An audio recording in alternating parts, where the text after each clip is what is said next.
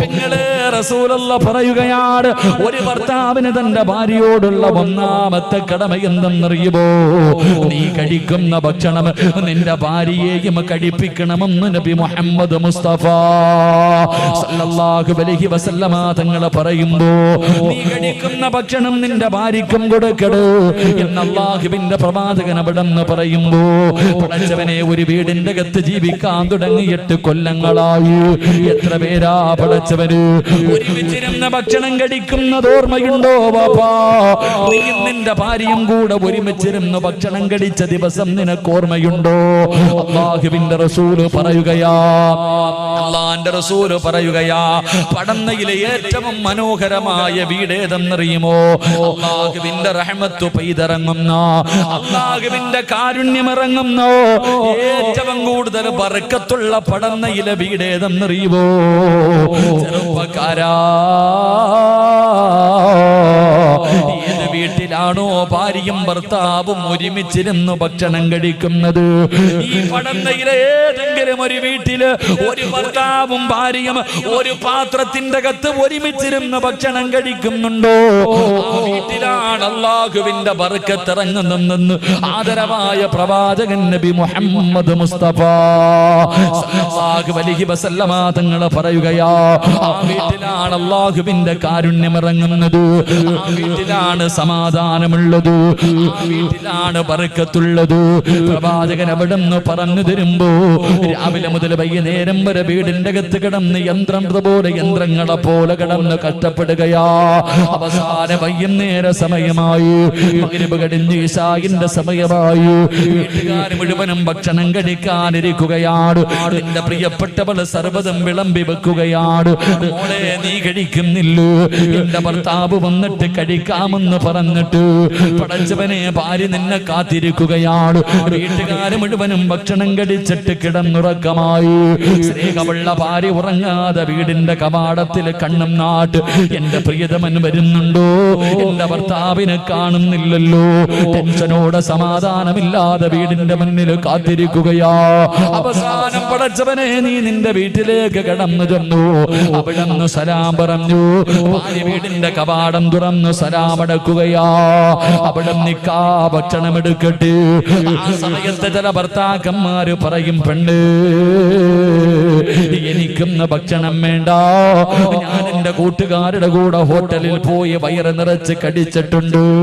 അല്ലാഹുവേ, നീ വേണമെങ്കിൽ കഴിച്ചോ എന്ന് കാത്തിരുന്ന ഭാര്യയോട് പറഞ്ഞിട്ട് കിടപ്പറയിലേക്ക് കടന്നു പോകുന്ന ചെറുപ്പക്കാരാ, നിന്റെ ഭാര്യയുടെ മനസ്സെന്തേടാ ചിന്തിച്ചു നോക്കാത്തത്? ആ പാവം കഴിച്ചാൽ ഇറങ്ങുവോ?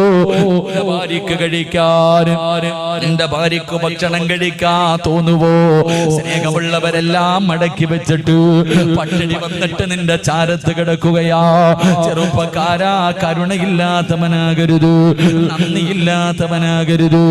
മോനെ, നിന്റെ ഭാര്യയുടെ കൂടെ നിനക്കൊന്ന് പോയിരുന്ന് കഴിച്ചാൽ ഒരുപാടൊന്നും വേണ്ട. ചെറുപ്പക്കാരാ, ഒരുള്ള ഭക്ഷണം കഴിക്കാൻ നിന്റെ വയറ്റിലെ സ്ഥലമുണ്ടെങ്കിൽ നിനക്കൊന്ന് കഴിച്ചുകൂടി. നിന്റെ വയറിന്റെ അകത്ത് സ്ഥലമില്ലെങ്കിലോ അല്ലാഹുവേ, ഭാര്യ കഴിക്കുന്ന പാത്രത്തിന്റെ അകത്ത് കൈയിട്ടിട്ട് ഒരുള്ള ഭക്ഷണം ഭാര്യ നിന്റെ ഭാര്യയുടെ വായിലൊന്ന് വെച്ച് കൊടുക്കണം. ചെറുപ്പക്കാരാ, അല്ലാഹുവേ, അല്ലാതെ വയറ് നിറച്ച് തിന്നിട്ടുമെന്ന് കിടക്കുന്ന ചെറുപ്പക്കാരാ, അത് നല്ലതാണെന്ന് നിനക്കാരാ പറഞ്ഞു തന്നത്? അതൊരിക്കലും ശരിയല്ല പൊന്നുമോര്. മഹാനായ നബി മുഹമ്മദ് മുസ്തഫ സല്ലല്ലാഹു അലൈഹി വസല്ലമ തങ്ങൾ ഭർത്താവ് വരുന്നതിന് മുമ്പ് ഒറ്റയ്ക്ക് തിന്നുന്ന പെണ്ണുങ്ങൾക്കും ഇത് പാടവാ. പടച്ചവനെ, ഭർത്താവും ഭാര്യയും ഒരുമിച്ചിരുന്നാണ് കഴിക്കേണ്ടത്. ഭാര്യയ്ക്ക് കൊടുക്കാതെ ഒറ്റയ്ക്ക് തിന്നുന്ന ഭർത്താക്കന്മാരോട് അല്ലാഹുവിന്റെ പ്രവാചകൻ ഒരു ദിവസമുണ്ടല്ലോ, വിശന്ന വയറോടെ വീട്ടിലേക്ക് കടന്നു വരികയാ. ആയിഷ, എനിക്ക് വിശക്കുന്നു, എന്തെങ്കിലും കഴിക്കാറുണ്ടോ? ആയിഷ ബീവി റളിയല്ലാഹു തആല അൻഹ 3 റൊട്ടി എടുത്ത് കൊണ്ടുവരികയാണ്. 3 റൊട്ടി എടുത്ത് കൊണ്ടുവന്ന് പ്രവാചകന്റെ മുന്നിലേക്ക് വെച്ചു കൊടുത്തു. യാ റസൂലല്ലാഹ്, ഈ 3 റൊട്ടിയല്ലാതെ ഒന്നുമില്ല നബിയേ. എന്ന് പറഞ്ഞുകൊണ്ട് പ്രവാചകന്റെ മുന്നിൽ ഭക്ഷണം കൊണ്ടുവെക്കുകയാ. അള്ളാന്റെ റസൂല് കടിക്കാൻ തുടങ്ങി. 3 റൊട്ടിയും അല്ലാഹുവിന്റെ പ്രവാചകൻ കടിച്ചു.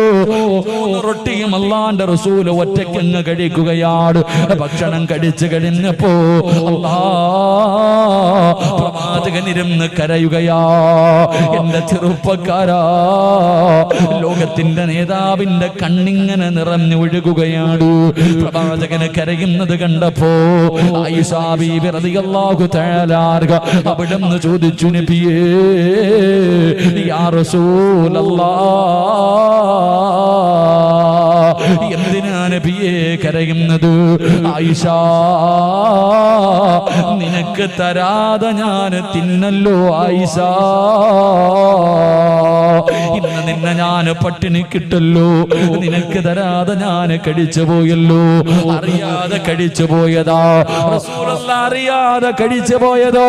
പടച്ചവരെ, പ്രവാചകനോട് കരയുന്ന ഭർത്താവിനോട് ആയിഷ ബീബി റളിയല്ലാഹു തആല പറയുകയാ, നബിയേ അങ്ങ് കഴിക്കുന്നത് കണ്ടപ്പോഴേ എന്റെ വയറ് നിറഞ്ഞു പോയി നബിയേ. അല്ലാഹുവിന്റെ പ്രവാചകന് അവിടുന്ന് ചോദിച്ചു, ആയിഷ നിനക്കെന്താണ് വേണ്ടത്? നിനക്കെന്താണ് വേണ്ടത്? എന്ത് വേണമെങ്കിലും ചോദിച്ചോ ആയിഷ. നബിയേ, എനിക്ക് സ്വർഗത്തിലെ നിങ്ങളുടെ ഭാര്യയാകണം നബിയേ. അവിടെന്ന് പറഞ്ഞു കൊടുക്കുമ്പോ ഒറ്റയ്ക്ക് തിന്നുന്ന ഭർത്താക്കന്മാർക്ക് പഠിക്കാനാ. അല്ലാഹുവിന്റെ പ്രവാചകന് ഒറ്റയ്ക്ക് ഭക്ഷണം കഴിച്ച പ്രവാചകന്, ഒരു നേരം തന്റെ ഭാര്യക്ക് കൊടുക്കാതെ കഴിച്ച പ്രവാചകന്, ആയിഷ എന്ന തന്റെ പ്രിയപ്പെട്ട ഭാര്യയുണ്ടല്ലോ, ആ ഭാര്യയുടെ കയ്യിൽ പിടിക്കുകയാണ്. ആ ഭാര്യയുടെ കയ്യിൽ പിടിക്കുകയാണ്. എന്നിട്ട് അല്ലാഹുവിന്റെ റസൂല് ചോദിച്ചു, ആയിഷ എനിക്ക് പൊരുത്തപ്പെട്ട് തരുവോ ആയിഷ? ഒരു നേരം തന്റെ ഭാര്യക്ക് കൊടുക്കാതെ ഒറ്റയ്ക്ക് കഴിച്ചു പോയതിന്റെ പേരിൽ അല്ലാഹുവിന്റെ പ്രവാചകൻ തന്റെ ഭാര്യയോട് പൊരുത്തം ചോദിച്ചെന്ന് ചരിത്രം പറയുമ്പോ, ചെറുപ്പക്കാരാ, നീ നിന്നെ കുറിച്ചൊന്ന് ചിന്തിക്കു പൊന്നുമോന്.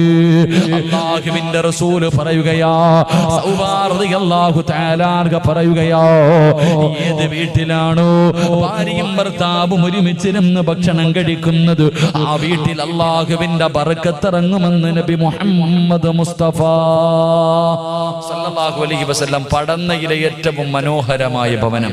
പണമുള്ളവന്റെ വീടല്ല, 2 നില വീടല്ല, ഹജ്ജ് ചെയ്തവന്റെ വീടല്ല, ജമാഅത്തിന്റെ കമ്മിറ്റിക്കാരുടെ വീടല്ല, ഹിദായത്തിന്റെ സംഘാടകരുടെ വീടല്ല. ഈ കൂട്ടത്തിലിരിക്കുന്നവരിൽ ഏറ്റവും മനോഹരമായ ഭവനം ഭാര്യയും ഭർത്താവും ഒരുമിച്ചിരുന്ന് ഭക്ഷണം കഴിക്കുന്ന വീടാണെന്ന് നബി മുഹമ്മദ് മുസ്തഫ. ഉറക്കെ നബി മുഹമ്മദ് മുസ്തഫ, ഉറക്കെ നബി മുഹമ്മദ് മുസ്തഫ. നിങ്ങൾ ചിന്തിക്ക്, നിങ്ങൾ എത്ര പേരാ ഒരുമിച്ചിരുന്ന് ഭക്ഷണം കഴിക്കണം? ഭാര്യയും ഭർത്താവും ഒരു പാത്രത്തിന്റെ അകത്തിരുന്ന് ഭക്ഷണം കഴിക്കുന്ന എത്ര ആൾക്കാരായി ഈ സദസ്സിലുള്ളത്? അല്ലാഹു ഈമാൻ തരുമാറാകട്ടെ. കൈവക്കാൻ ഞാൻ പറയുന്നില്ല, എനിക്ക് നാണം കെടാൻ വയ്യാത്തണ്ട. എങ്ങനെ പെണ്ണുങ്ങളെ ഭർത്താവിന്റെ കൂടെ ഇരുന്ന് ഭക്ഷണം കഴിക്കുന്ന പടന്നയിലെ പെണ്ണുങ്ങളൊന്ന് കൈവക്കിക്ക്. കാണാനുള്ള കൊതി കൊണ്ട ഒരെണ്ണമെങ്കിലും പൊക്കോ നോക്കട്ടെ. അൽഹംദുലില്ലാഹ്, 1-2 പെണ്ണുങ്ങളുണ്ട്. നിങ്ങൾ രക്ഷപ്പെട്ടു, അല്ലാഹു ബർക്കത്ത് ചെയ്യുമാറാകട്ടെ. ഭാര്യയും ഭർത്താവും. അപ്പൊ ചോദിക്കും, ഗൾഫിൽ കിടക്കണ ഭർത്താവ്? ഗൾഫിലില്ല, ഞാൻ വീട്ടിലുള്ള എന്റെ കാര്യം പറയണേ. ഉരുട്ടി ചോദ്യങ്ങളൊന്നും ചോദിക്കും. വീട്ടിൽ താമസിക്കുമ്പോ ഭർത്താവ് വീട്ടിലുള്ളപ്പോ ഭാര്യയും ഭർത്താവും ഒരുമിച്ച് കഴിക്കണം. അതൊരു ബർക്കത്താ. അത് പണ്ടായിരുന്നു, ഇപ്പൊ എങ്ങനെ? പണ്ടൊക്കെ വീടുകളിൽ ഒരു പാത്രം ഉണ്ടാകും, ഒറ്റ പാത്രമേ ഉള്ളൂ. അന്ന് പിന്നെ വലിയൊന്നും ഇല്ലല്ലോ, ആകെ ഒരു പാത്രം. ആ പാത്രത്തിന്റെ അകത്ത് ഉമ്മ ഭക്ഷണം എല്ലാം കൂടെ അങ്ങോട്ട് വാരിയിടും. എന്നിട്ട് സിമെന്റ് കുഴക്കണ പോലെ ഉമ്മ യന്ത്രം ഇല്ല, ഇന്നിപ്പോ സിമെന്റ് ഒക്കെ കുഴക്കണ ഒരു യന്ത്രം ഉണ്ടല്ലോ. നമ്മുടെ ഉമ്മ ഈ ചട്ടിക്കകത്ത് ഭക്ഷണം ഇട്ട് ഇങ്ങനെ ഇളക്കല, എല്ലാം കൂടെ അങ്ങോട്ട് ഇളക്കും. മക്കളായി നമ്മളിങ്ങനെ കാത്തിരിക്കും. ഉമ്മയുടെ മുന്നിൽ പോയി വായി തുറന്നു കൊടുക്കും. ഉമ്മ ഇങ്ങനെ വായി വെച്ച് തരും. അള്ളാഹു നമ്മുടെ ഉമ്മമാർ മരണപ്പെട്ടവരുടെ കബറിടം അള്ളാഹു വിശാലമാക്കി കൊടുക്കുമാറാകട്ടെ. ജീവിച്ചിരിക്കുന്നവർക്ക് അള്ളാഹു ദീർഘായുസ് നൽകി അനുഗ്രഹിക്കുമാറാകട്ടെ. ഉമ്മയുടെ കയ്യിൽ നിന്ന് ഭക്ഷണം വാങ്ങി കഴിക്കാൻ മക്കൾക്ക് വലിയ ഇഷ്ടമാണ്. എന്നാ പടന്നയിലെ പെണ്ണുങ്ങളെന്ന് വീട്ടിൽ പോകണം. ഇരിക്കണ ആണുങ്ങൾ വീട്ടിൽ പോയിട്ട് ഒരു 5 വയസ്സിന് മുകളിലേക്ക് പ്രായമുള്ള മക്കള് കാണാൻ വേണ്ടി ചോറും കറിയെല്ലാം കൂടെ ഒരു പാത്രത്തിലിട്ടിട്ട് ഒന്ന് ഇളക്കണം. നിങ്ങളുടെ മക്കളുടെ മുന്നിൽ വെച്ച് നിങ്ങൾ ഭക്ഷണം നല്ലതുപോലെ ഇളക്കിയിട്ട് വേണമെന്ന് വെച്ചാൽ സ്വന്തം മക്കൾ പോലും വാങ്ങി തിന്നാത്ത കാലവാ. അള്ളാഹു നമുക്ക് ഈമാൻ നൽകി അനുഗ്രഹിക്കുമാറാകട്ടെ. കാരണം വേസ്റ്റാണെന്നാ മക്കൾ ചിന്തിക്കുന്നത്. എന്റെ പ്രിയപ്പെട്ടവരെ, പണ്ട് ഒരു വീടുണ്ട്. ആ വീടിന്റെ അകത്ത് ഉമ്മയും വാപ്പയും മക്കളും എല്ലാവരും ഒരുമിച്ചിരുന്ന ഭക്ഷണം കഴിക്കുന്നേ. അതുകൊണ്ട് പണ്ടുള്ളവർക്ക് പരസ്പരം സ്നേഹമുണ്ടായിരുന്നു. ഏറ്റവും കുറഞ്ഞത് കൂടപ്പറപ്പുകൾക്കെങ്കിലുണ്ട്. എടാ, ഇവൻ എന്റെ അനുജനാണെന്ന് അഭിമാനത്തോടു കൂടി പറയുന്ന എത്ര എന്റെ കൂടപ്പറപ്പടാ. നാട്ടുകാരെന്തോ പറയട്ടെ, അവൻ എന്റെ സഹോദരനാണെന്ന് പറഞ്ഞ് സഹോദരന്റെ ഭാഗത്ത് നിൽക്കുന്ന ഒരു കാലമുണ്ടായിരുന്നു. ഇന്നതൊക്കെ മാറി. ഇന്ന് ഏറ്റവും വലിയ ശത്രുത നാട്ടുകാർക്കല്ല, അതിന്റെ കൂടപ്പറപ്പിന് തന്നെയാണ്. ഏറ്റവും വലിയ നീ നശിക്കാൻ ഏറ്റവും കൂടുതൽ ആഗ്രഹിക്കുന്നത് നാട്ടുകാർ, അയൽവാസികളല്ല, സ്വന്തം കൂടപ്പിറപ്പുകൾ തന്നെ നശിപ്പിക്കാൻ ഉദ്ദേശിക്കുന്ന കാലഘട്ടം. എന്തുകൊണ്ടെന്നറിയോ? മനസ്സുകൾ തമ്മിൽ അകന്നുപോയത് കൊണ്ടാ. അതുകൊണ്ട് ഒരുമിച്ചിരുന്ന് ഭക്ഷണം കഴിക്ക്, അള്ളാഹു ബർക്കത്ത് ചെയ്യുമെന്ന് നബി മുഹമ്മദ് മുസ്തഫ. ഉറക്കെ നബി മുഹമ്മദ് മുസ്തഫ, ഉറക്കെ നബി മുഹമ്മദ് മുസ്തഫ സല്ലല്ലാഹു അലൈഹി വസല്ലം. ഇൻഷാ അല്ലാഹ് ഇന്ന് മുതൽ ഒരുമിച്ചിരുന്ന് ഭക്ഷണം കഴിക്കാം. അള്ളാഹു ഭാഗ്യം നൽകുമാറാകട്ടെ. അപ്പൊ പ്രവാചകൻ അവിടുന്ന് പറഞ്ഞു തന്നു. എന്തേ പറഞ്ഞു തന്നത്? നീ കഴിക്കുന്ന ഭക്ഷണം നിന്റെ ഭാര്യയ്ക്ക് കൊടുക്കണം. 2, അവിടുന്ന് പറഞ്ഞു നിന്റെ ഭാര്യയ്ക്ക് ആവശ്യമുള്ളത് മുഴുവനും നീ വാങ്ങിക്കൊടുക്കണം. അവള് സാരി വേണമെന്ന് പറഞ്ഞാൽ സാരി, ചുരിദാർ വേണമെന്ന് പറഞ്ഞാൽ ചുരിദാർ, ഫർദ വേണമെന്ന് പറഞ്ഞാൽ ഫർദ, മീൻ വേണമെന്ന് പറഞ്ഞാൽ മീന്, ഇറച്ചി വേണമെന്ന് പറഞ്ഞാൽ ഇറച്ചി. നിന്റെ വീട്ടിൽ ആവശ്യം നിന്റെ ഭാര്യ എന്തൊക്കെ ചോദിക്കുന്നു അവൾക്ക് ആവശ്യമുള്ളത് മുഴുവനും വാങ്ങിക്കൊടുക്കൽ നിന്റെ കടമയാ. നിന്റെ ഭാര്യ പറയുന്നു എനിക്ക് ജോലി ചെയ്യാൻ വയ്യ, ഒരു വേലക്കാരിയെ വേണമെന്ന് പറഞ്ഞാൽ നീ വെച്ചു കൊടുക്കണം. അത് നിന്റെ കടമയാ. നിന്റെ ഭാര്യ പറയുന്നു എനിക്ക് അവള്, നിന്റെ ഭാര്യ എന്ന് പറഞ്ഞാൽ അടുക്കളപ്പണിക്ക് വീട്ടിൽ കൊണ്ട് നിർത്തിയിരിക്കുന്ന പെണ്ണല്ല. നിനക്ക് ചോറ് വെച്ച് തരാനും നിന്റെ മക്കളെ നോക്കാനും നിന്റെ വീട് നോക്കാനും നിന്റെ തുണി കഴുകി തരാനും പെണ്ണിന് നിർബന്ധമില്ല. അതൊക്കെ അവൾ ചെയ്തു തന്നാൽ അവളുടെ ഔദാര്യം. അല്ലാഹു ഈമാൻ തരുമാറാകട്ടെ. ഒരു ഭർത്താവിന്റെ കടമയാ. ഭാര്യ പറയുന്നു എനിക്ക് ജോലിക്കാരെ വേണം, എന്റെ ആവശ്യങ്ങൾ നടത്തി തരണം എന്ന് പറഞ്ഞാൽ ചെയ്തു കൊടുക്കണം. അത് ചെയ്യാൻ കപ്പാസിറ്റി ഇല്ലാത്തവൻ പെണ്ണ് കെട്ടാൻ പാടില്ല. ഭാര്യക്കും മക്കൾക്കും ചെലവിന് കൊടുക്കാൻ കഴിവുള്ളവനാ വിവാഹം കഴിക്കണമെന്ന് പറഞ്ഞത്. അല്ലാത്തവൻ ദിക്റും പറഞ്ഞു നടക്കാനാ പറഞ്ഞത്. അല്ലാഹു ഈമാൻ തരുമാറാകട്ടെ. ആരെങ്കിലും പറഞ്ഞോ? ഇസ്ലാം പറഞ്ഞോ? എടാ, ഭാര്യയ്ക്ക് ചെലവിന് കൊടുക്കാൻ കഴിവുള്ളവനെ പെണ്ണ് കെട്ടാവൂ. ഇത് ആരോടാ പറയണം? ഇതാരോടാ പറയണേ? വിവാഹത്തിന് പള്ളിയിൽ പോയിരിക്കും, നാട്ടുകാരെ മുഴുവനും വിളിച്ചു വരുന്നത് കണ്ടാ പടച്ചവനെ പുതിയാപ്പളല്ലോ സിനിമാ താരങ്ങൾ വരുന്നത് പോലെ ഒരുങ്ങി കെട്ടി ഇങ്ങോട്ട് വരും. പള്ളിക്കകത്ത് കൊണ്ടുവന്ന് കാഴ്ച വസ്തുവിനെ പോലെ ഇരുത്തും. അവസാന നിക്കാഹിന്റെ സമയമാകുമ്പോ പള്ളിയിലെ ഖത്തീബ് ചോദിക്കും മഹർ എത്രാന്ന്. വായും തുറന്നിരിക്കാം മഹർ ചോദിക്കുമ്പോ. എടാ, മഹർ എത്രയാടാന്ന് ചോദിക്കുമ്പോ കണ്ണ് തെള്ളികെട്ട് വെടികൊണ്ടവനെ പോലെ ഇരിക്കുന്ന ചില ആണുങ്ങളുണ്ട്. വാപ്പാനോട് ചോദിക്കും വാപ്പ മഹർ എത്രാന്ന്. വാപ്പ ഒന്ന് കെട്ടിയതാ, എന്നിട്ടും ചോദിക്കാം മഹർ എന്നാ. എന്റെ പ്രിയപ്പെട്ട സഹോദരങ്ങളെ, മഹർ എന്ന് പറഞ്ഞാൽ എന്താ? നിങ്ങളുടെ നാട്ടിലൊക്കെ അറിയണം. ഇവിടെ എങ്ങനെയാടെ മഹറൊക്കെ? കൃത്യം ചില സ്ഥലങ്ങളിൽ നിശ്ചിത മഹറുണ്ട്. 5 പവൻ 10 പവൻ കൊടുത്തേ പറ്റത്തുള്ളൂ. എവിടെ വെച്ച് കൊടുക്കണം എന്നറിയോ? പള്ളി നിക്കാഹ് നടക്കുന്ന സമയത്ത് ഇങ്ങനെ എടുത്ത് കാണിക്കണം. 5 പവൻ ഇങ്ങനെ എല്ലാരും നാട്ടുകാരെ ഇങ്ങനെ കാണിക്കണം. ആരാ പറഞ്ഞ കാണിക്കണോ? ആരാടാ പറഞ്ഞത്? മഹർ എന്ന് പറഞ്ഞ എന്താ? ആർക്കാ കൊടുക്കേണ്ടത്? പഠിക്കണം. അല്ലാഹു ഈമാൻ നൽകി അനുഗ്രഹിക്കുമാറാകട്ടെ. ഒരു ചെറുപ്പക്കാരൻ പറഞ്ഞു, ഉസ്താദെ ഞങ്ങളുടെ നാട്ടിൽ 10 പവനാ മഹർ കൊടുക്കണം. എന്റെ സഹോദരിയുടെ കെട്ടുതാലി വിറ്റിട്ടാ ഞാൻ മഹർ വാങ്ങിക്കൊടുത്തേ. കാരണം നാട്ടുകാരുടെ മുന്നിൽ നാണക്കേട്. മഹർ ആർക്കാ കൊടുക്കണ്ടേ?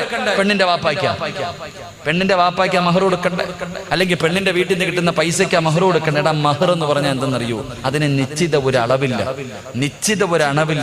എടാ, സ്വന്തമായിട്ട് ഹലാലായ മാർഗത്തിലൂടെ അധ്വാനിച്ചത് 10 രൂപയാണെങ്കിൽ 10 രൂപയാ, അത് കൊടുത്താൽ മതി മഹർ. അല്ലാഹു ഈമാൻ നൽകി അനുഗ്രഹിക്കുമാറാകട്ടെ. അത് പള്ളി കൊണ്ടുവന്ന് പ്രദർശിപ്പിക്കാനുള്ള വസ്തുവല്ല. വിവാഹത്തിന്റെ നിക്കാഹിന്റെ സമയത്ത് ഇന്നതാണ് മഹർ എന്ന് പറയണമെന്നേ ഉള്ളൂ. മഹർ കൊടുക്കേണ്ടത് ഭാര്യയുടെ കയ്യില്. അല്ലാഹുവേ, പടച്ചവനെ, മണിയറക്കകത്ത് കടന്നു ചെല്ലുമ്പോ ഭാര്യയുടെ കയ്യിൽ കൊടുത്തിട്ട് പറയണം ഇതെന്റെ മഹർ, ഇതേ എന്റെ കയ്യിലുള്ളൂ. 10 രൂപയെങ്കിൽ 10 രൂപ. മോളെ, ഇനി ഒന്നുമില്ലെങ്കിൽ ഒന്നുമില്ല. ഞാൻ നിന്നെ മരിക്കണ കാലം വരെ ദുഃഖത്തിലും സന്തോഷത്തിലും ഞാൻ നിന്റെ കൂടെ ഉണ്ടാകുന്ന ഒരു നല്ല വാക്ക് പറഞ്ഞാൽ മതി. ഭാര്യ തൃപ്തിപ്പെട്ട അതിനാ മഹർ എന്ന് പറയുന്നത്. അല്ലാഹു ഈമാൻ നൽകി അനുഗ്രഹിക്കുമാറാകട്ടെ. ആദം നബി ഹവ്വാ ബീവി റളിയല്ലാഹു തആല അൻഹു കൊടുത്തത് സലാത്തായിരുന്നടാ പൊന്നുമോനെ. എത്രയോ ഹദീസിന് എത്രയോ സഹാബാക്കൾ കൊടുക്കാൻ പൈസ ഇല്ലാതെ മഹറായിട്ട് കൊടുത്തത് ഭാര്യയോട് പറഞ്ഞു ഞാൻ നിനക്ക് ഖുർആൻ പഠിപ്പിച്ചു തരാം. ഇതിനാ മഹർ എന്ന് പറയുന്നത്. സ്വന്തമായി അധ്വാനിച്ച ഹലാലായ മാർഗത്തിലൂടെ ഉള്ളത് അത് എന്താണോ അത് ഭാര്യയുടെ കയ്യിൽ കൊടുത്ത് തൃപ്തിപ്പെടുത്ത്. അതിനാണ് മഹർ എന്ന് പറയുന്നത്. അല്ലാഹു ഈമാൻ നൽകി അനുഗ്രഹിക്കുമാറാകട്ടെ. അപ്പൊ ഞാൻ പറഞ്ഞു വന്നത്, കഴിവുള്ളവനെ വിവാഹം കഴിക്കാവൂ. ഭാര്യയുടെ ആവശ്യങ്ങൾ സാധിച്ചു കൊടുക്കാൻ. ഇത് പറയുമ്പോ പെണ്ണുങ്ങൾക്ക് വലിയ സന്തോഷം. പറവസ്ഥാതെ എല്ലാം മേടിച്ചു തരണം അല്ലേ? എല്ലാം മേടിച്ചു വെച്ച് തരണം. പെങ്ങളെ, ഞാൻ എല്ലാം പറഞ്ഞു തരാം. ഭർത്താവിന്റെ കടമയാണ് ഭാര്യയ്ക്ക് ചെലവിന് കൊടുക്കൽ. അവൾക്ക് ആവശ്യമുള്ളത് ചില ഭർത്താക്കന്മാർ കെട്ടി ഇങ്ങനെ ഇട്ടേക്കും, ഓടി നടന്ന് പെണ്ണ് കെട്ടുന്നവന്മാരുണ്ട്. അള്ളാഹു ആലം, അള്ളാഹു കാത്തിരക്ഷിക്കുമാറാകട്ടെ. ഓടി നടന്ന് പെണ്ണ് കെട്ടും, എന്നിട്ട് 2 മക്കളെയും കൊടുത്ത് സമ്മാനിച്ചിട്ട് മുങ്ങി നടക്കുന്ന പല ആൾക്കാരുണ്ട്. ചെലവിന് കൊടുക്കണം സഹോദരൻ. എന്തിനാ ഈ പിശുക്കത്തരം കാണിക്കുന്നത്? മഹാനായ റസൂലുള്ളാഹി സ്വല്ലല്ലാഹു അലൈഹി വസല്ലം തങ്ങൾ പറഞ്ഞു, ഒരു ഭർത്താവ് തന്റെ ഭാര്യയ്ക്ക് ചെലവിന് കൊടുത്ത, നീ 1 കിലോ അരി വാങ്ങിക്കൊടുത്ത, ഒന്ന് മറ്റൊരു കടയിൽ പോയി പച്ചക്കറി വാങ്ങിക്കൊടുത്ത, അരി വാങ്ങിക്കൊണ്ടു കൊടുത്ത, ഇറച്ചി വാങ്ങിക്കൊടുത്ത, മീൻ വാങ്ങിക്കൊടുത്ത, ഒരു മാക്സി വാങ്ങിക്കൊടുത്ത, ഒരു മുട്ടുസൂചി നീ നിന്റെ ഭാര്യയ്ക്ക് വാങ്ങിക്കൊടുത്ത, നിനക്ക് സദക്കയുടെ കൂലിയുണ്ടെന്ന് നബി മുഹമ്മദ് മുസ്തഫ. ഉറക്കപ്പറ നബി മുഹമ്മദ് മുസ്തഫ. ഒരു ഭർത്താവ് തന്റെ ഭാര്യയ്ക്ക് വേണ്ടി ഒരു മുട്ടുസൂചി വാങ്ങിക്കൊടുത്താലും, നിന്റെ ഭാര്യയുടെ വായിൽ 1 ഉരുള ഭക്ഷണം വാരി വെച്ചാലും നിനക്ക് മീസാൻ എന്ന ത്രാസിൽ അത് സദക്കയുടെ കൂലിയായി വരുമെന്ന് നബി മുഹമ്മദ് മുസ്തഫ സല്ലല്ലാഹു അലൈഹി വസല്ലം. അല്ലാഹു നമുക്ക് ഈമാൻ നൽകി അനുഗ്രഹിക്കുമാറാകട്ടെ. എങ്ങനെ വാങ്ങിക്കൊടുക്കണം? എങ്ങനെ വാങ്ങിക്കൊടുക്കുന്ന ഭർത്താവിനെ സദക്ക? ഭാര്യ പറയുന്നു, നിനക്കൊരു ചുരിദാർ വേണം, കൊടുക്കത്തത് പ്രാവി വാങ്ങിക്കൊടുത്താൽ പതിവ് കിട്ടൂല. ഭാര്യ പറയുന്നു, എനിക്കൊരു ചുരിദാർ വേണം, ഒരു ഫർദ വേണം. ആ സമയത്ത് പടച്ചവനെ, അള്ളാഹുവേ എനിക്ക് പ്രതിഫലം കിട്ടണമെന്ന ആഗ്രഹത്തോടുകൂടി നീ അത് വാങ്ങിക്കൊടുത്താൽ നിനക്ക് സദക്കയുടെ കൂലി. അല്ലാതെ കടയിൽ പോയി വാങ്ങിക്കൊടുത്തിട്ട് പടച്ചവനെ പറയാനുള്ളത് മുഴുവനും പറഞ്ഞുകൊടുത്ത് പ്രാവിയിട്ട് വാങ്ങിക്കൊടുത്തിട്ട് കാര്യമില്ല. അള്ളാഹു നമുക്ക് ഈമാൻ നൽകി അനുഗ്രഹിക്കുമാറാകട്ടെ. ഇത് പറഞ്ഞപ്പോ പെണ്ണുങ്ങളങ്ങ് അർശിന്റെ മുകളിൽ കയറണ്ട മോളെ. നാളെ പടച്ച റബ്ബിന്റെ പരലോകത്തിലെ 3 വൃത്തികെട്ടവരുണ്ട്. നാളെ പടച്ച റബ്ബിന്റെ പരലോകത്ത് അള്ളാഹു കരുണ കാണിക്കാത്ത 3 വിഭാഗമുണ്ട്. ആ 3 വിഭാഗത്തിൽ ഒരു വിഭാഗം ഭർത്താവിന്റെ കഴിവുകേട്, ഭർത്താവിന് വാങ്ങിത്തരാൻ കഴിവില്ല എന്നറിയാം, എന്നിട്ടും ഭർത്താവിനെ പീഡിപ്പിക്കുന്ന പെണ്ണാണെന്ന് നബി മുഹമ്മദ് മുസ്തഫ. ഉറക്കെ നബി മുഹമ്മദ് മുസ്തഫ. അങ്ങനെ കൂടെ ഉണ്ട്. നിന്റെ ഭർത്താവ് പടച്ചവനെ, നീ കിടക്കണത് വാടക വീട്ടിൽ, അയൽവാസിയുടെ വീട്ടിൽ ആക്റ്റീവ് വരുമ്പോ നീ കെട്ടിയവനെ ഇങ്ങനെ ബുദ്ധിമുട്ടിക്കുക. ആ സാധു എങ്ങനെ പടച്ചവനെ ഒരു ദിവസം അന്നം കൊടുക്കുന്നത്? കഷ്ടപ്പാടില്ല. ഭർത്താവിന്റെ സാമ്പത്തിക സ്രോതസ് കൂടെ മനസ്സിലാക്കണം, കപ്പാസിറ്റി കൂടെ മനസ്സിലാക്കിയിട്ട് വേണം നീ പലതും പറയാൻ. അള്ളാഹു നമുക്ക് ഈമാൻ നൽകുമാറാകട്ടെ. അതുകൊണ്ട് പ്രവാചകൻ പറഞ്ഞു സ്വല്ലല്ലാഹു അലൈഹി വസല്ലം, ഒരു ഭർത്താവിന്റെ കടമ, നീ കഴിക്കുന്ന ഭക്ഷണം നിന്റെ ഭാര്യയ്ക്ക് കൊടുക്കണം, വേർതിരിവ് കാണിക്കരുത്, ഒറ്റയ്ക്ക് കഴിക്കരുതെന്ന് നബി മുഹമ്മദ് മുസ്തഫ സ്വല്ലല്ലാഹു അലൈഹി വസല്ലം. അള്ളാഹു പാലിക്കാൻ ഭാഗ്യം തരുമാറാകട്ടെ. അള്ളാഹു പാലിക്കാൻ ഭാഗ്യം തരുമാറാകട്ടെ. 2, അള്ളാഹുവിന്റെ പ്രവാചകൻ എവിടെന്ന് പറയുകയാ, അള്ളാഹുവിന്റെ റസൂൽ എവിടെന്ന് പറഞ്ഞു, സ്വഹാബാ വലാ തദ്രിബിൽ വജ്ഹ, നിങ്ങളുടെ ഭാര്യമാരുടെ മുഖത്ത് നിങ്ങൾ അടിക്കല്ലേ. അല്ലാഹുവിന്റെ റസൂൽ എവിടെന്ന് പറയുന്ന സ്വഹാബാ വലാ തദ്രിബിൽ വജ്ഹ, നിങ്ങളുടെ ഭാര്യയുടെ മുഖത്ത് നിങ്ങൾ അടിക്കല്ലേ. വലാ തുകബ്ബിഹു, നിങ്ങൾ അവളെ ചീത്ത വിളിക്കല്ലേ എന്ന് നബി മുഹമ്മദ് മുസ്തഫ സല്ലല്ലാഹു അലൈഹി വസല്ലം. 2, ഭാര്യയുടെ മുഖത്തടിക്കാൻ പാടില്ല എന്ന് നബിഗിന റസൂലുള്ളാഹി. എന്താ നിങ്ങൾക്ക് ഇഷ്ടപ്പെടുന്നില്ല? ഞാൻ പറയുമ്പോ ഇഷ്ടപ്പെടുന്നില്ലേ? നിർത്തണോ?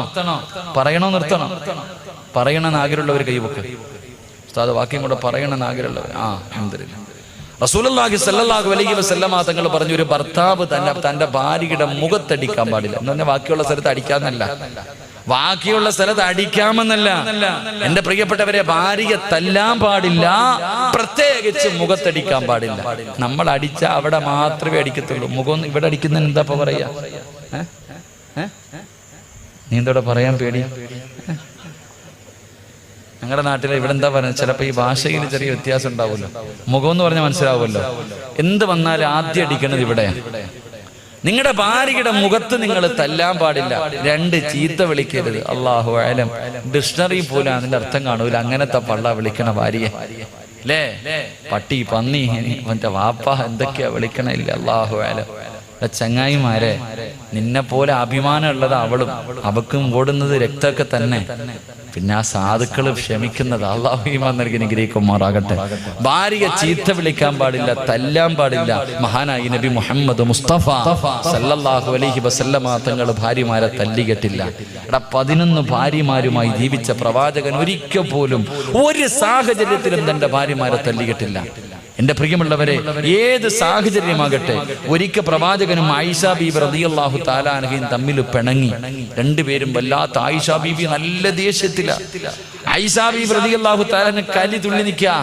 അള്ളാഹുവിന്റെ റസൂൽ സല്ലല്ലാഹു അലൈഹി വസല്ലം തങ്ങളുടെ മുഖത്ത് നോക്കിയിട്ട് ചോദിച്ചു, നിങ്ങളാ അള്ളാഹുവിന്റെ പ്രവാചകൻ എന്ന് പറയുന്ന ആള്? റസൂലുള്ളാഹി തങ്ങളോട് ചോദിക്കുക, നിങ്ങളാ അള്ളാഹുവിന്റെ പ്രവാചകൻ എന്ന് പറയുന്ന ആള്? ആ ചോദ്യം അടികൊള്ളേണ്ട ചോദ്യമാ. പക്ഷെ അള്ളാഹുവിന്റെ പ്രവാചകൻ സല്ലല്ലാഹു അലൈഹി വസല്ലം തങ്ങൾ ആ സാഹചര്യത്തിലും തല്ലിയില്ല. അവിടെ നിന്ന് തിരിച്ചു പറഞ്ഞത് എന്തെന്നറിയുമോ? ആയിഷ, നിനക്ക് എന്നോട് സ്നേഹമുള്ളത് എപ്പോഴാ, എന്നോട് ദേഷ്യമുള്ളത് എപ്പോഴാ? എനിക്കറിയാം ആയിഷ, നീ എപ്പോഴാണ് എന്നോട് സ്നേഹമുള്ളത്, എപ്പോഴാണ് എന്നോട് സ്നേഹമില്ലാത്തത്, എനിക്കറിയാം. അപ്പൊ ഉടനെ ചോദിച്ചു, നബി എങ്ങനെ അറിയാൻ നബിയെ? അതാ അള്ളാഹു നമുക്ക് ഈമാൻ നൽകി അനുഗ്രഹിക്കുമാറാകട്ടെ. എന്റെ പ്രിയമുള്ള സഹോദരങ്ങളെ, ഭാര്യ പെട്ടെന്ന്, പെണ്ണുങ്ങൾക്ക് പെട്ടെന്ന് ദേഷ്യം വരും, പെണ്ണുങ്ങൾക്ക് പെട്ടെന്ന് ദേഷ്യം വരും. അതുകൊണ്ട് ഭർത്താക്കന്മാര് മനസ്സിലാക്കേണ്ടത്, ഭാര്യമാര് ദേഷ്യത്തിലാണെന്ന് മനസ്സിലായ ഭർത്താക്കന്മാര് മിണ്ടാതിരിക്കണമെന്ന് മഹാന്മാര് പറയുന്നു. ഭാര്യ ദേഷ്യത്തിലാണെന്ന് മനസ്സിലായ ഭർത്താവ് മിണ്ടാതിരിക്കണം. കാരണം എന്തേ? അവൾ ദേഷ്യത്തിലായത് കാരണം നമ്മൾ എന്തെങ്കിലും പറയുമ്പോൾ അവള് മറുപടി പറയും എന്ന് പറഞ്ഞാൽ തറുതല പറയും. നമ്മൾ എന്തെങ്കിലും പറയും, ഉടനെ അവള് തറുതല പറയും. പറഞ്ഞു കഴിഞ്ഞാൽ പിന്നെ നമ്മൾ എന്ത് ചെയ്യും? അവളെ തല്ലുകൊടുക്കും. തല്ലുകൊണ്ടാ വാങ്ങിച്ചോണ്ട് പോയിരിക്കോ? ഇല്ല, പിന്നെയും പിന്നെയും തായിക്കാന്ന് പറഞ്ഞ് പുറകെ വരും. നീ പിന്നെ വലിയ കരുണയുള്ളവനെ, വാരി വാരി അങ്ങ് കൊടുക്കും. അവസാനം ബാഗും പെട്ടി എടുത്തോണ്ട് വീട്ടിൽ പോകും. വാപ്പായും വിളിച്ചോണ്ട് പടന്നയിലോ അല്ലെങ്കിൽ എവിടെങ്കിലും പോയി പോലീസ് സ്റ്റേഷനിൽ പോയിട്ട് പറയും, എന്നെ പീഡിപ്പിച്ചെന്ന്. അകത്ത് പോയി കിടന്ന് ഉണ്ട തിന്നണ്ട വരും. അള്ളാഹു കാത്തിരക്ഷിക്കുമാറാകട്ടെ. അതുകൊണ്ട് അത് തന്നെ, ഭാര്യമാര് ദേഷ്യത്തിലാണെങ്കിൽ അവള് നമ്മൾ എന്തെങ്കിലും പറയും, തറുതല പറയുമ്പോ നമുക്ക് ദേഷ്യം വരും, നമ്മൾ തല്ലും. എന്നാ ഒന്നീ നിർത്തോ? ഇല്ല, അവള് പിന്നെയും പിന്നെയും പറഞ്ഞുകൊണ്ട് വരും, നീ കൊടുത്തുകൊണ്ടേയിരിക്കും. അവസാനം പിന്നെ അകത്ത് പോയി കിടക്കേണ്ടി വരും. അള്ളാഹു കാത്തിരക്ഷിക്കുമാറാകട്ടെ. ഏറ്റവും നല്ലത് മിണ്ടാതിരിക്കും. എനിക്ക് നിങ്ങളോട് പറയാനുള്ളത് അത് തന്നെ. നിന്റെ ഭർത്താവിന്റെ സ്വഭാവത്തിൽ മാറ്റം കണ്ട നിന്റെ ശരീരത്തിന് നല്ലത് നീയും മിണ്ടാതിരിക്കല. അള്ളാഹു ഈമാൻ നൽകി അനുഗ്രഹിക്കുമാറാകട്ടെ. പ്രവാചകൻ സല്ലല്ലാഹു അലൈഹി വസല്ലം തങ്ങൾ പറഞ്ഞു, ആയിഷ, നിനക്ക് എപ്പോഴാ എന്നോട് സ്നേഹം, എപ്പോഴാ ദേഷ്യം എനിക്കറിയാം. എങ്ങനെ അറിയാൻ നബിയെ? എങ്ങനെ? ആകാംക്ഷയോടുകൂടി അത്രയും ദേഷ്യത്തിൽ നിന്ന ഒരു കൗൺസിലിങ്ങിന്റെ വശമാണ്, അത്രയും കോപത്തിൽ നിന്ന് ആയിഷ ബീവി റളിയല്ലാഹു തആല ചോദിച്ചു, എങ്ങനെ അറിയാന്ന്? ആ സമയത്ത് അവിടെ നിന്ന് പറഞ്ഞു, ആയിഷ, നിനക്ക് എന്നോട് സ്നേഹമുണ്ടെങ്കിൽ മുഹമ്മദ് നബിയുടെ റബ്ബിനെ കൊണ്ടാണ് സത്യം, നീ അങ്ങനെ പറയും. എന്നോട് ദേഷ്യമാണെങ്കിൽ ലാ റബ്ബി ഇബ്രാഹിം, ഇബ്രാഹിം നബിയുടെ റബ്ബിനെ കൊണ്ടാണ് സത്യം. അങ്ങനെ പറയുമ്പോൾ എനിക്കറിയാം. സ്നേഹമുണ്ടെങ്കിലേ എൻ്റെ പേര് പറയൂ, ദേഷ്യമാണെങ്കിൽ ഇബ്രാഹിം നബിയുടെ പേര് പറയും. മഹാനായി നബി മുഹമ്മദ് മുസ്തഫ. അങ്ങനത്തെ സാഹചര്യത്തിൽ പോലും അങ്ങനെയാ പെരുമാറേണ്ടത്. അതിനാ കുടുംബജീവിതം എന്ന് പറയുന്നത്. സഫിയ ബീബി റളിയല്ലാഹു തആല അൻഹ ഒരിക്കൽ പ്രവാചകന്റെ കയ്യിൽ ഇറച്ചിക്കറി കൊണ്ടുവന്നിട്ട് കൊടുത്തു. വേറൊരു ഭാര്യ ആയിഷ ബീബി റളിയല്ലാഹു തആല അൻഹ വീടിന്റെ അകത്ത് ഭക്ഷണം ഉണ്ടാക്കിയിട്ട് പ്രവാചകനെ കാത്തിരിക്കുക. അപ്പോഴാണ് അടുത്ത ഭാര്യ കറി കൊടുത്തു വിടുന്നത്. ആ കറിയുമായി വീട്ടിലേക്ക് കയറി വന്നിട്ട് ആയിഷ ബീബിയുടെ കൈ കൊടുത്തിട്ട് പറഞ്ഞു, എന്റെ സഫിയ തന്നത് അല്ലാ, നല്ല ടേസ്റ്റുള്ള കറിയാ, കൊടുത്തത് മാത്രമേ ഓർമ്മയുള്ളൂ, എടുത്തോ ഒറ്റയേറെ. അള്ളാഹുവേ, ആയിഷ ബീവി റളിയല്ലാഹു തആല കറിയും പാത്രം എടുത്തു, ഒറ്റയേറും പാത്രം പൊട്ടി ചിതറി. അള്ളാഹുവിന്റെ റസൂല് തല്ലിയില്ല, മിണ്ടാതെ താഴെ ഇരുന്നിട്ട് പറക്കിയെടുത്തു. നമ്മളാണെങ്കിൽ ആലോചിക്കും, എടാ നിന്റെ വീടിന്റെ അയലത്ത് താമസിക്കുന്ന നിന്റെ കൂടപ്പുറപ്പ് സഹോദരി വീട്ടിൽ നല്ല ഒരു പോത്തിറച്ചിയൊക്കെ വെച്ചപ്പോ എൻ്റെ ഇക്കായ്ക്ക് വലിയ ഇഷ്ടമാണല്ലോ എന്ന് കരുതിയിട്ട് ഒരു പാത്രത്തിൽ കുറച്ച് കറി എടുത്തിട്ട് നിന്റെ കയ്യിൽ തന്നു. അതുമായി വീട്ടിലേക്ക് കയറി ചെന്നിട്ട് ഭാര്യയോട് പറഞ്ഞു, ആമിന, എൻ്റെ സഹോദരി വെച്ച് ഇറച്ചിക്കറിയാ, നീ ഇത്തിരി വിളമ്പിത്താന്ന് പറഞ്ഞാൽ ആ സമയത്ത് അവളങ്ങാണം തറയിലെറിഞ്ഞ് പൊട്ടിക്കൊന്നും വേണ്ട, എന്തെങ്കിലും ഒന്ന് പറഞ്ഞാൽ ഉള്ള രംഗമൊന്ന് ആലോചിച്ച് വയ്ക്കേ. ചിലപ്പോൾ അതിന്റെ പേരിൽ തലാക്ക് വരെ സംഭവിക്കും. അള്ളാഹു കാത്തിരക്ഷിക്കുമാറാകട്ടെ. അതുകൊണ്ട് പ്രവാചകൻ സല്ലല്ലാഹു അലൈഹി വസല്ലമ തങ്ങൾ പറഞ്ഞു, നിങ്ങളുടെ ഭാര്യമാരെ തല്ലരുത്, നിങ്ങളുടെ ഭാര്യമാരുടെ മുഖത്തടിക്കരുത്, നിങ്ങൾ അവളെ ചീത്ത വിളിക്കല്ലേ എന്ന് നബി മുഹമ്മദ് മുസ്തഫ സല്ലല്ലാഹു അലൈഹി വസല്ലം. അള്ളാഹു നമുക്ക് ഈമാൻ തരുമാറാകട്ടെ. പല സാഹചര്യത്തിൽ ഞാനും നിങ്ങളും വിളിച്ചു പോയിട്ടുണ്ട്. അള്ളാഹു നമുക്ക് പുറത്തു തരുമാറാകട്ടെ. അപ്പൊ രണ്ടാമത്തെ കടമ, ഭാര്യയെ തല്ലാൻ പാടില്ല. അള്ളാഹു സൂക്ഷിക്കാൻ ഭാഗ്യം തരുമാറാകട്ടെ. ഉറക്കപ്പറ, അള്ളാഹു സൂക്ഷിക്കാൻ ഭാഗ്യം തരുമാറാകട്ടെ. അപ്പൊ രണ്ടാമത്തെ കാര്യം എന്ത്? ഭാര്യയെ തല്ലരുത്. ഭാര്യയെ തല്ലരുത് എങ്കിൽ 5 സമയങ്ങളിൽ പെണ്ണുങ്ങൾക്ക് തല്ല് കൊടുക്കാമെന്ന് കിതാബിലുണ്ട്. അള്ളാഹു ഈമാൻ നൽകുമാറാകട്ടെ. എന്ത് 5 സമയങ്ങളിൽ? പറ മനുഷ്യന്മാരെ, 5 സമയങ്ങളിൽ ആരത്തല്ല? ഓ, ഇപ്പൊ ഒരു സന്തോഷം മുഖത്തില്ലേ? ഇപ്പോഴൊരു സന്തോഷമുണ്ട്, അൽഹംദുലില്ലാ. ഭാര്യമാരെ തല്ലാൻ പറ്റുന്ന 5 സമയങ്ങളുണ്ട്. അള്ളാഹു പഠിക്കാൻ ഭാഗ്യം തരുമാറാകട്ടെ. പറഞ്ഞു കൊടുക്കട്ടെ. ഇത് നിങ്ങൾക്കുള്ളതാ, നിന്റെ ശരീരം സൂക്ഷിക്കാൻ. ഇത് നിനക്ക് സൂക്ഷിക്കാനുള്ള 5 കാര്യമാണ്. റസൂലുള്ളാഹി അവിടുന്ന് ഹദീസിന്റെ കിതാബിൽ കാണാം, ഒന്നാമതായിട്ട് ഭാര്യയ്ക്ക് തല്ലുകൊടുക്കാൻ പറ്റുന്ന 5 സമയങ്ങളിൽ ഒന്നാമത്തെ സമയം കിടപ്പറയിൽ സഹകരിക്കാത്ത ഭാര്യ. അവൾക്ക് രോഗമില്ല, അവള് ശുദ്ധിയാണ്, ആരോഗ്യമുണ്ട്. ഗൾഫിൽ നിന്നിട്ട് 2 കൊല്ലത്തിന് ശേഷം 1 മാസത്തെ ലീവിന് വന്ന സാധു പടച്ചവനെ പിണങ്ങിക്കിടക്ക, തന്റെ ഭർത്താവിനോട് സഹകരിക്കുന്നില്ല. അങ്ങനെയുള്ള ഭാര്യയ്ക്ക് തല്ലുകൊടുക്കാമെന്ന് കിതാബിൽ കാണാം. അള്ളാഹു നമുക്ക് ഈമാൻ തരുമാറാകട്ടെ. എങ്ങനെ തല്ലണമെന്ന് ഞാൻ അവസാനം പറഞ്ഞുതരാം. 2 എന്റെ പ്രിയപ്പെട്ട സഹോദരങ്ങളെ, രണ്ടാമത്തെ കാര്യം ഏതെന്നറിയുമോ? ഭർത്താവിന്റെ അനുവാദമില്ലാതെ പുറത്തു പോകുന്ന ഭാര്യ. പടന്നയിലെ പെങ്ങള് ഭർത്താവിന്റെ അനുവാദമില്ലാതെ പുറത്തു പോകുന്ന ഭാര്യയുണ്ടല്ലോ, അവൾക്ക് തല്ലുകൊടുക്കാവടാ ചെറുപ്പക്കാരാ. എന്നോട് ഞാൻ പറഞ്ഞു, അതാ ഭർത്താവിന്റെ കടമയാണ് ഭാര്യയ്ക്ക് ചിലവിന് കൊടുക്കലു. ഏത് ഭാര്യയ്ക്കും അറിയുമോ? നീ പറയുന്നതനുസരിക്കുന്ന ഭാര്യയ്ക്കു, നീ പറയുന്നതനുസരിക്കുന്ന ഭാര്യക്കാണ് ചിലവിന് കൊടുക്കേണ്ടത്. നീ പറയുന്നത് കേൾക്കാത്തവൾക്ക് ചിലവിന് കൊടുക്കാൻ ആരും പറയുന്നില്ല. അല്ലാഹുവേ, ഭർത്താവിന്റെ അനുവാദമില്ലാതെ പുറത്തിറങ്ങി കറങ്ങുന്ന പടന്നയിലെ പെങ്ങള്, അതിന് സാര പാപമല്ലടി പൊന്നുമോള്. അത് നിസാരമായി തള്ളിക്കളയാറുള്ള കാര്യമല്ല. 1400 വർഷങ്ങൾക്ക് മുമ്പ് പടച്ചവനെ പ്രവാചകന്റെ കാലഘട്ടത്തില് ഒരു ഭർത്താവ് തന്റെ ഭാര്യയോട് പറഞ്ഞു, പെണ്ണ്, ഞാൻ വരുന്നത് വരെ നീ വീടിന്റെ വെളിയിലിറങ്ങരുത്, ഞാൻ വരുന്നത് വരെ വീടിന്റെ പുറത്തു നീ പോകരുത്. ഭർത്താവ് പറഞ്ഞിട്ട് യാത്രയാവുകയാ. അല്ലാഹുവേ, ആ പ്രിയപ്പെട്ട പെണ്ണിന്റെ വാപ്പയങ്ങ് രോഗിയാവുകയാണ്. പെട്ടെന്ന് പിതാവ് രോഗിയായി.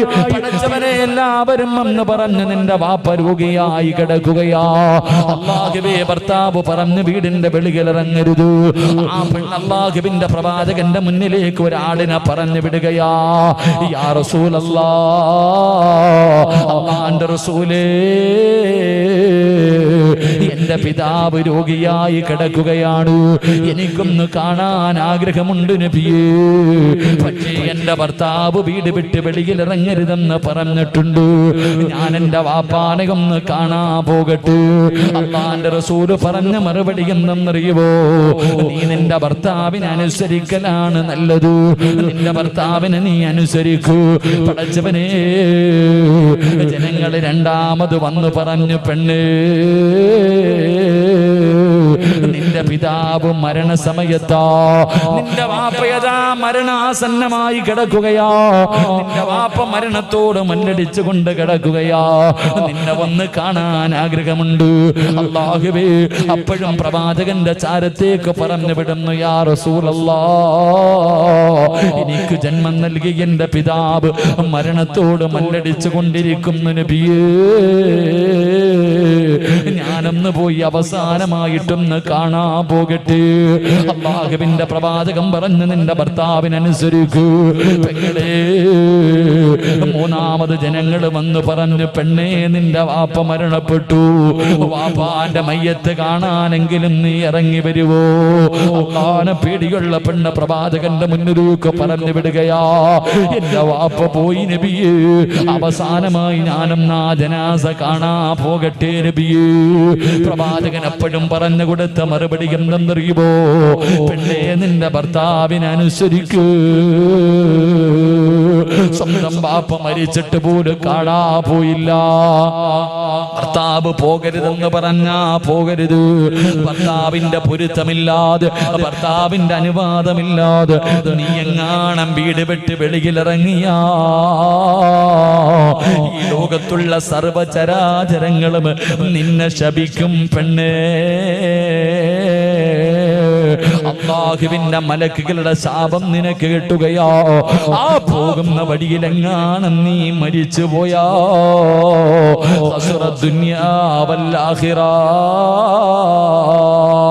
നിന്റെ ദുനിയാവും ആഖിറവും പോയി. ഭർത്താവിന്റെ അനുവാദമില്ലാതെ പുറത്തിറങ്ങുന്ന ഭാര്യ കൊടുക്കാമടാ ചെറുപ്പക്കാരോ, അവൾക്ക് തല്ല് കൊടുക്കുന്നതിൽ കുഴപ്പമില്ല. മൂന്നാമത്തെ ഭാര്യയാരാ? പടന്ന പള്ളിയുടെ മിനാരത്തിൽ നിന്ന് 5 നേരം ഹയ്യ അലസ്സലാ ഹയ്യ അലൽ ഫലാ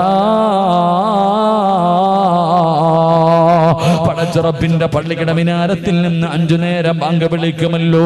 പടച്ചവനെ സുബഹിക്ക് ബാങ്ക് വിളിക്കുമ്പോ എഴുന്നേറ്റ് ചാരത്ത് കിടക്കുന്ന ഭാര്യ വിളിച്ചുണർത്തി നിസ്കരിക്കാൻ പറഞ്ഞിട്ട് പള്ളിയിൽ പോയിട്ട് തിരിച്ചു വരുമ്പോ അതേ കിടപ്പിൽ തന്നെ കിടക്കുകയാ.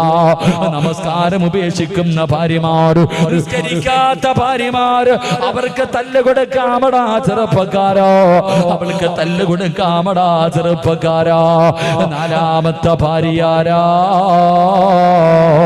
രാത്രി ഭാര്യയും ഭർത്താവും ശാരീരികമായി ബന്ധപ്പെടുകയാണ്. ഭർത്താവ് രാവിലെ എഴുന്നേറ്റ് കുളിച്ചിട്ട് പള്ളിയിലേക്ക് പോയി നമസ്കരിച്ചു. പക്ഷേ ഭാര്യ എഴുന്നേറ്റിട്ടില്ല. അവൾ അല്ലാഹുവേ വലിയ അശുദ്ധിക്കാരിയാണ്. അവൾ കുളിക്കുന്നില്ലോ.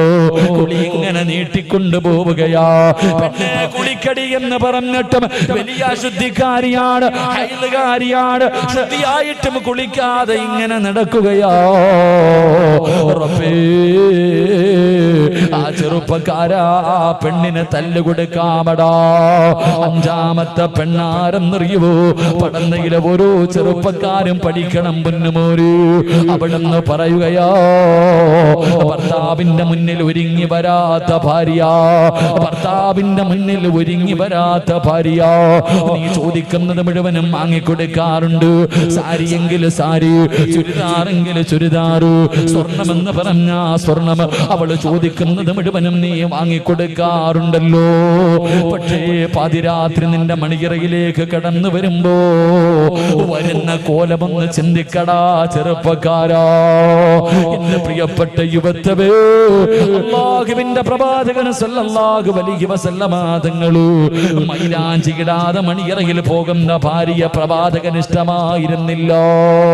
മൈലാഞ്ചി ഇടാതെ മണിയറയിൽ പോകുന്ന ഭാര്യ, പടച്ചവനെ സുറുമയിടാതെ മണിയറയിലേക്ക് കടന്നു പോകുന്ന ഭാര്യ പ്രവാചകന് ഇഷ്ടമില്ലായിരുന്നു എന്ന് ചരിത്രം പറയുമ്പോ, പടന്നയിലെ ചെറുപ്പക്കാരാ, എടാ നിന്റെ മുന്നിൽ വരുമ്പോ എങ്ങനെയാ നിന്റെ ഭാര്യ വരുന്നത്? പക്ഷേ പടന്നയിൽ ഏതെങ്കിലും ഒരു വിഭാഗത്തിന് നിന്റെ ഭാര്യ പോകുന്ന രംഗം കണ്ടിട്ടുണ്ടോ?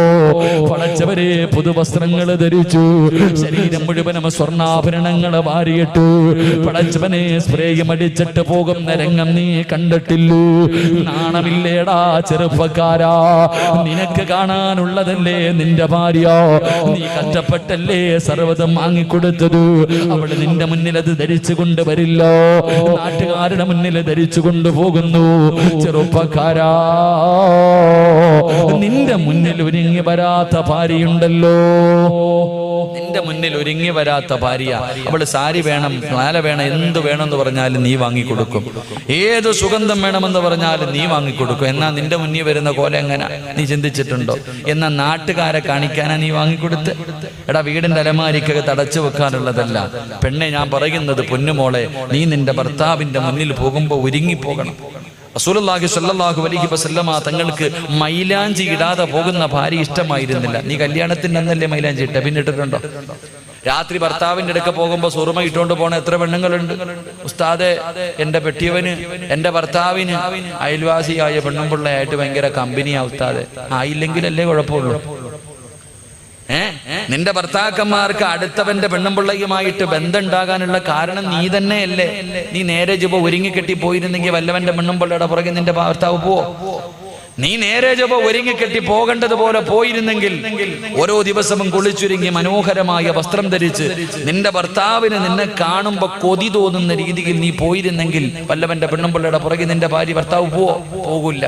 നീ അങ്ങനെ പോകില്ലല്ലോ. നീ കല്യാണ വീട്ടിൽ പോകുമ്പോ നിന്റെ ഒടുക്കത്തെ ഒരുക്കൊരുങ്ങി പോകും. അവിടെ നാട്ടുകാരെ കാണിക്കാൻ എഴുന്നള്ളത്തിന് പോകുന്ന ആന പോലെ. കെട്ടിയവന്റെ മുന്നിൽ പോകുമ്പോ അടുക്കളയിൽ ഇട്ടിരുന്ന വസ്ത്രം ധരിച്ചിട്ട് പോകും. പിന്നെ ഓടിയില്ലെങ്കിലല്ലേ കുഴപ്പമുള്ളൂ. അള്ളാഹു കാത്തിരക്ഷിക്കുമാറാകട്ടെ.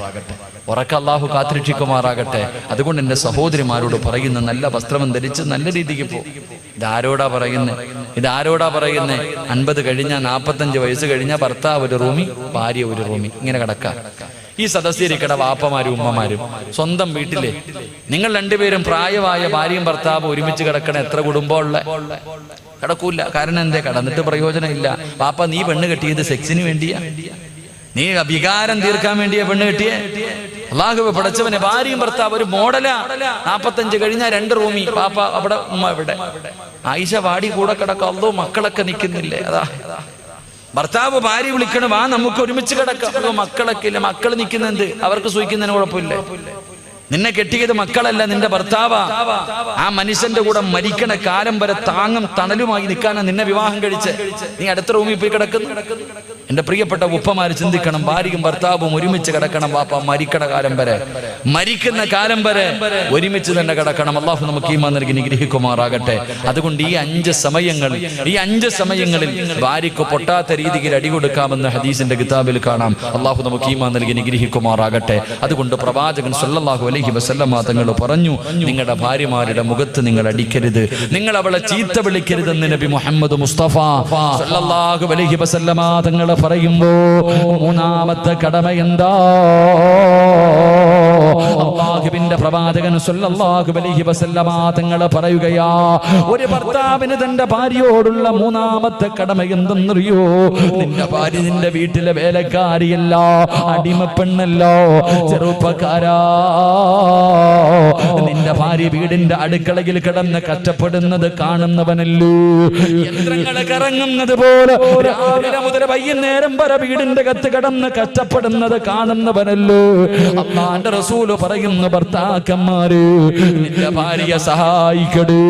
അടുക്കളയിൽ കിടന്ന് കഷ്ടപ്പെടുന്ന ഭാര്യയുണ്ടല്ലോ, സമയം കിട്ടുമ്പോ നീ അവളെ സഹായിക്കല് നിന്റെ കടമയാണെന്ന് നബി മുഹമ്മദ് മുസ്തഫ സല്ലല്ലാഹു അലൈഹി വസല്ലമ തങ്ങൾ പറയുമ്പോ, ഭർത്താക്കന്മാര് അടുക്കളയിൽ കയറുന്നത് കുറച്ചലാണെന്ന് കരുതല്ലോ. ആരാ പറഞ്ഞു തന്നത്? അടുക്കളയിൽ കയറിയാ നിന്റെ അഭിമാനം ഇടിയുമെന്ന് ആരാ പറഞ്ഞു തന്നത്? മോനെ, ഒരിക്കലും നിന്റെ അഭിമാനം ഇടിയുകയില്ല. ഭാര്യയുടെ ഹൃദയത്തിന്റെ അകത്ത് നിന്നെ കുറിച്ച് വല്ലാത്ത മതിപ്പാടാ. മഹാനായ നബി മുഹമ്മദ് മുസ്തഫ സല്ലല്ലാഹു അലൈഹി വസല്ലമ തങ്ങൾ പടച്ചവനെ, പ്രവാചകൻ തന്റെ വീടിന്റെ അകത്തേക്ക് കടന്നു വരുമ്പോ തന്റെ ഭാര്യയായ ആയിഷ ബീബി റളിയല്ലാഹു തആല അൻഹ മാവ് കുഴച്ചുകൊണ്ടിരിക്കുകയോ. കുഴച്ചുകൊണ്ടിരിക്കുന്ന സമയത്ത് ആയിഷ ബീബി അങ്ങ് ഉറങ്ങിപ്പോയി.